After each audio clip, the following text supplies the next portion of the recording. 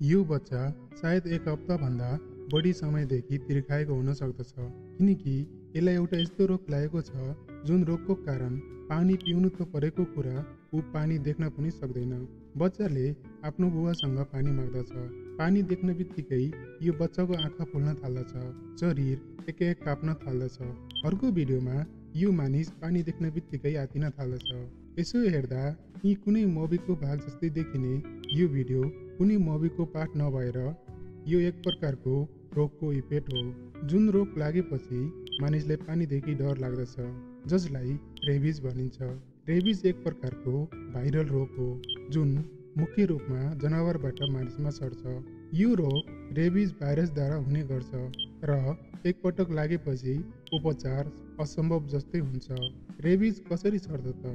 यदि रेबिज लागेको कुकुर, बिरालो, बाँदर जस्ता जनावरले टोकेमा या शरीरमा कुनै खरोच गराएमा, यो जनावरको थुक हाम्रो कुनै शरीरको घाउ वा मुखमा परेमा वा सङ्क्रमित जनावरले चाटेमा पनि सर्न सक्दछ।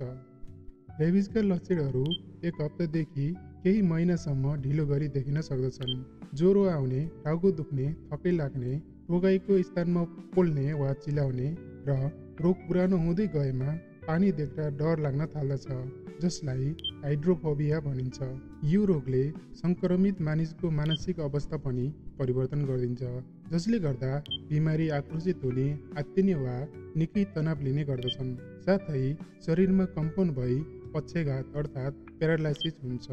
भाइरस शरीरमा प्रवेश गरेपछि बिमारीले पानी पिउन सक्दैन। यसरी यो भाइरस लागेको केही दिनमै बिमारीको डिहाइड्रेसन वा पानी देखेर हुने पक्षाघातबाट बिमारीको मृत्यु हुन्छ। यो रोगको एकपटक लक्षण देखिन थालेपछि उपचार छैन भन्ने बुझ्नुपर्छ।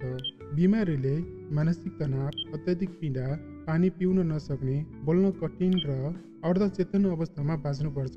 रेबिज लागेको कुकुरलाई कसरी चिन्ने त? नम्बर 1, पहिले कुनै कुकुर शान्त थियो तर अकस्मात उसको व्यवहार परिवर्तन भई आक्रामक भएमा। नम्बर 2, यदि कुकुरले लगातार मुखबाट बाक्लो फिस छाडिराखेमा, साथै कुकुर भुक्दा घाँटी सुकेको जस्तो आवाज आएमा। नम्बर 3, मानिसलाई सामान्यताभन्दा धेरै आक्रमण गरेमा।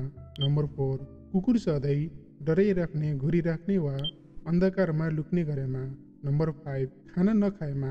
यो रोगबाट कसरी बच्ने त? कुकुर तथा घरपालुवा जनावरको नियमित खोप लगाउने, टोकेको वा खरोच गरेको ठाउँमा तुरुन्त साबुन पानीले सफा गर्ने, नजिकको स्वास्थ्य केन्द्रमा गई तुरुन्त रेबिज विरुद्धको खोप लिने, अनावश्यक रूपमा जङ्गली वा अपरिचित जनावरको सम्पर्कबाट टाढा बस्ने। रेबिज एक घातक तर पूर्ण रूपमा रोकथाम गर्न सकिने रोग हो। जनचेतना र सावधानी अपनाएर हामीले यसलाई समाजबाट निर्मूल पार्न सक्छौँ।